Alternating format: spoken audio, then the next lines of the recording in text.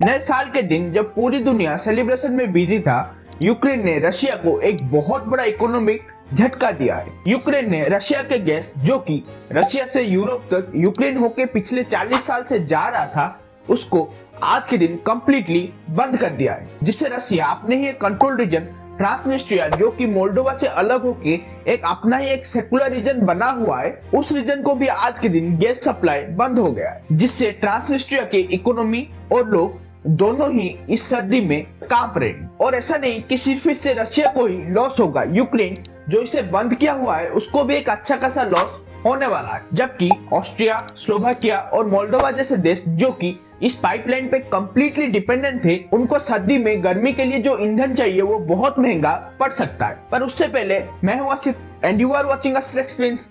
Let's get started. Russia जो कि Europe के गैस का सबसे बड़ा सप्लायर था, उसका आज के दिन यूरोप के एनर्जी मार्केट में ऑफिशियली डोमिनेशन खत्म हो गया है। यूरोप जो कि साल के 6 से 7 महीने सर्दी में बर्फ में रहता है, वो अपने घरों को गर्म रखने के लिए हीटर्स का यूज करते हैं, जिसका यूजुअल ईंधन रशियन गैस होता था, जिसका कंटिन्यू सप्लाई के लिए रशिया से 5 से 6 ह्यूज पाइपलाइन सिस्टम्स डिफरेंट देशों के बीच में से गुजर के यूरोप के देशों को सप्लाई किया जाता है। उसी दौर में रशिया के द्वारा यूक्रेन में से गैस अपने ईस्टर्न यूरोप के क्लाइंट्स जैसे कि ऑस्ट्रिया, स्लोवाकिया और मोल्डोवा को गैस सप्लाई करने के लिए यूक्रेन के बीच में से एक गैस पाइपलाइन पास किया गया था। और उसके साथ साथ रशिया का कंट्रोल एरिया ट्रांसनिस्ट्रिया, जो मोल्डोवा से अलग करके एक टेरिटोरी रशिया ने बनाया है, उसको कंटिन्यूस गैस सप्लाई इसी पाइपलाइन से पिछले 40 साल से हो रहा था, जो कि रशिया का सबसे पुराना और सबसे इम्पोर्टेंट गैस पाइपलाइन के साथ साथ एक इकोनॉमिक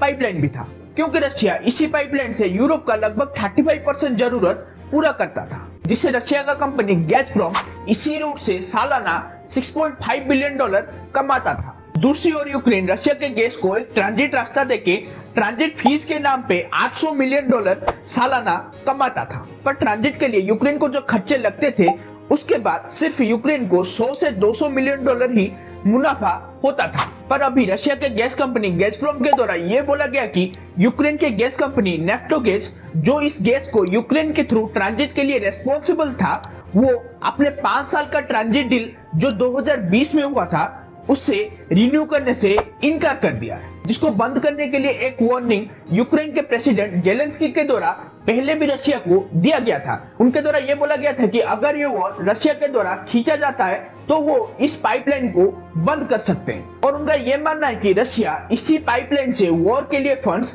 पा रहा था। पर अभी यूक्रेन के द्वारा जब रशिया के गैस को बंद किया गया है, वो अभी यूरोप के विंटर सीजन का पीक टाइम होता है, जिसमें ईस्टर्न यूरोप के देश जैसे कि ऑस्ट्रिया, स्लोवाकिया, मोल्डोवा और ट्रांसनिस्ट्रिया बहुत इफेक्ट होंगे। ऑस्ट्रिया अपने जरूरत का लगभग 2 था, जो कि 3 बिलियन क्यूबिक मीटर गैस इसी यूक्रेन रशिया पाइपलाइन से लेता था। अगर हम स्लोवाकिया के बारे में बात करें, स्लोवाकिया के पीएम रॉबर्ट फिको का यह बोलना है कि उनके देश को मिलियंस ऑफ एक्स्ट्रा डॉलर, लगभग $184 मिलियन उनको किसी और रास्ते से गैस लाने में लग सकता है। अगर कोई देश इस स्टेप से सबसे ज्यादा इफेक्ट होने वाला है तो वो है मोल्डोवा, क्योंकि रशिया के गैस पहले ट्रांसनिस्ट्रिया को आने के बाद वो रीजन जो रशिया के कंट्रोल में है, वो फिर बाद में इसी गैस से इलेक्ट्रिसिटी बना के मोल्डोवा को बेचता था, जिसके वजह से आज के दिन मोल्डोवा अपने देश में एक इमरजेंसी ऑलरेडी गैस शॉर्टेज को लेके डिक्लेयर कर चुका है। पर मोल्डोवा को कहीं ना कहीं से अपने यूरोपियन पार्टनर से गैस